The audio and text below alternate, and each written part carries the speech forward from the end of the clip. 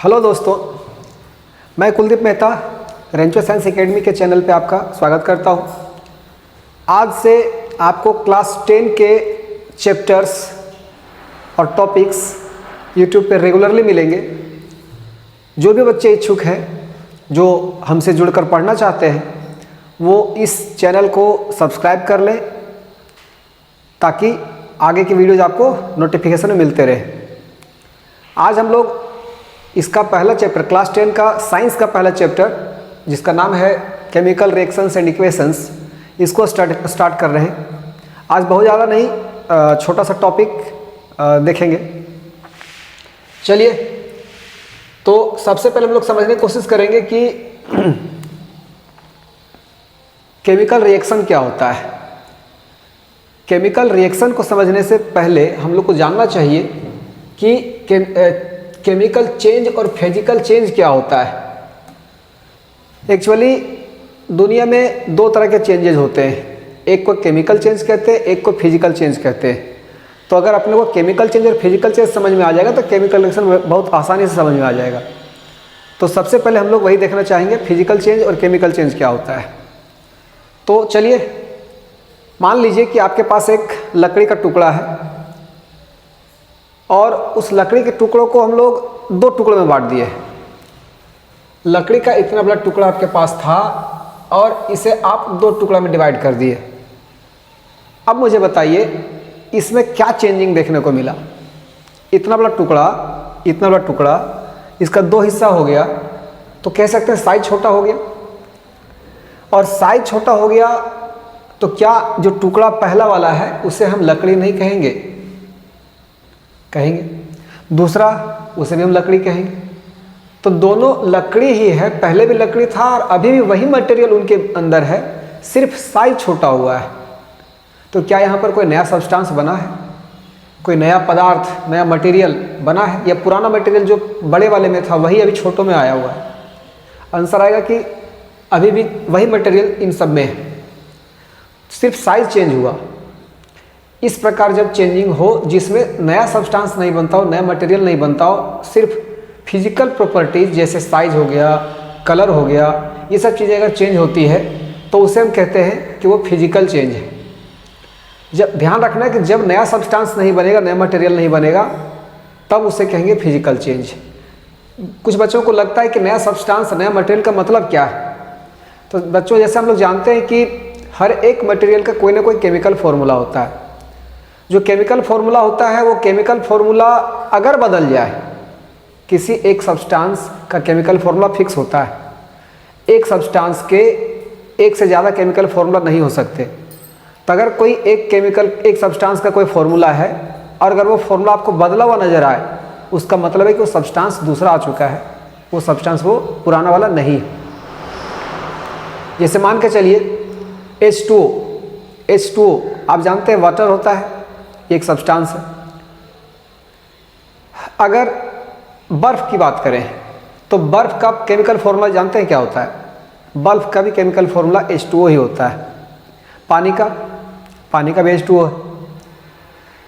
अब सोचिए कि बर्फ और पानी, हम लोग को लगता है कि बर्फ अलग चीज़ है और पानी अलग चीज़ है।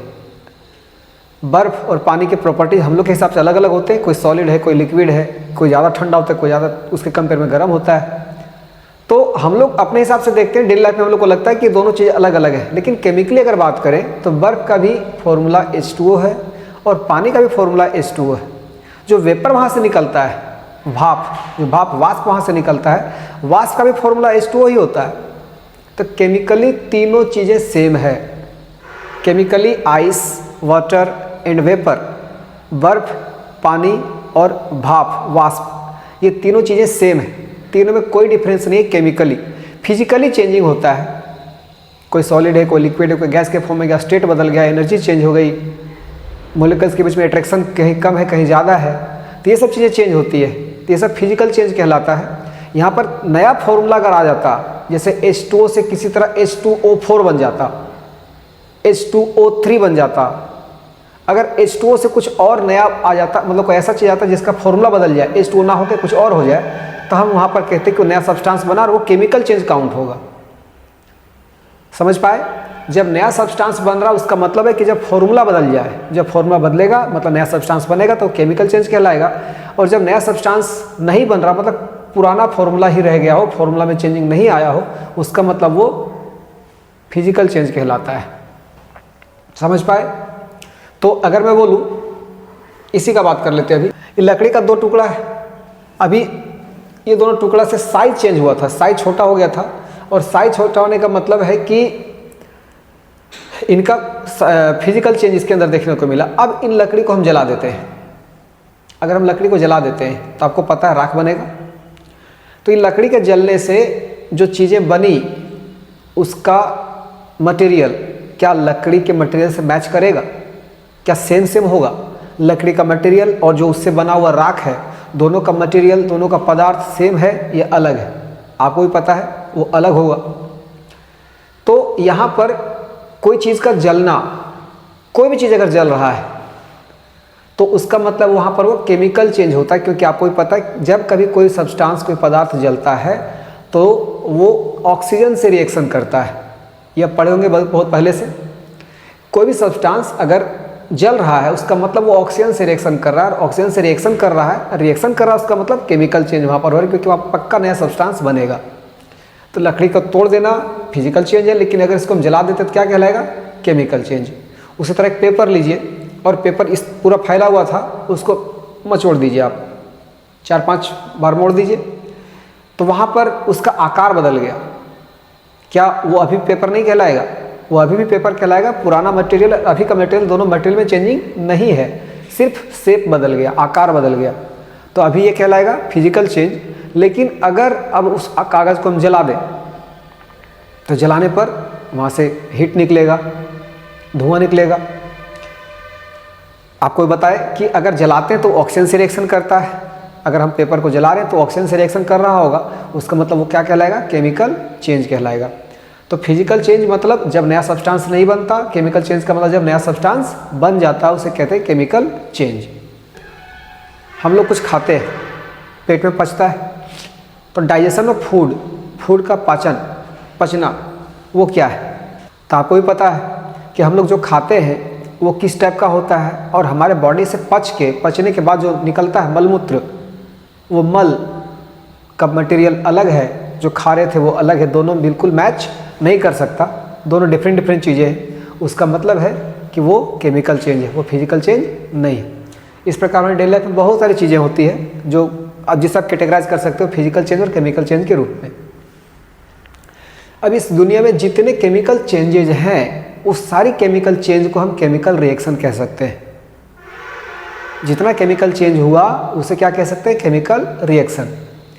केमिकल चेंज होने का मतलब मैंने कहा नया सब्सटेंस बनेगा, नया सब्सटेंस बनेगा मतलब नया फॉर्मूला बनेगा, नया फॉर्मूला बनेगा उसका मतलब पुराने फॉर्मूले में कोई ना कोई चेंजिंग आएगा।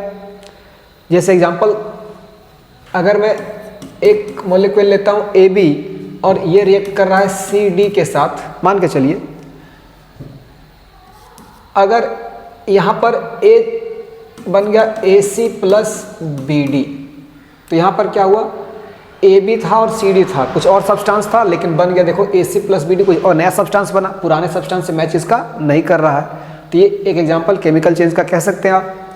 यहाँ पर ध्यान दीजिए कि यहाँ पर बॉन्ड टूटा, A और B के बीच जो बंधन होगा, जो बॉन्ड होगा, वो बॉन्ड क्या हुआ? टूट गया। उसी तरह C और D के बीच जो बॉन्ड था, बंधन था, वो भी टूट गया। और A C को पसंद किया, C के साथ चला गया, AC बना लिया, B D के साथ बॉन्ड बनाया और BD के साथ चला गया। मतलब यहाँ पर केमिकल चेंज में नया सब्सटेंस बना, और नया सब्सटेंस बना उसी को केमिकल रिएक्शन कहते हैं। और केमिकल रिएक्शन में होता क्या है? तो यहाँ पर बॉन्ड्स टूटते हैं और किसी और के साथ जुड़ते हैं। बॉन्ड्स का टूटना और बॉन्ड्स किसी और के साथ जुड़ जाना, मतलब बॉन्ड्स का टूटना और जुड़ना, यही कहलाता है केमिकल रिएक्शन। अगले क्लास में हम लोग देखेंगे केमिकल रिएक्शन को बैलेंस करना और केमिकल रिएक्शंस के टाइप क्या होते हैं। तो अगर आप मेरे साथ जुड़ के पढ़ना चाहते हैं तो प्लीज़ इस चैनल को सब्सक्राइब करें और इस वीडियो को लाइक और शेयर करें। Thank you.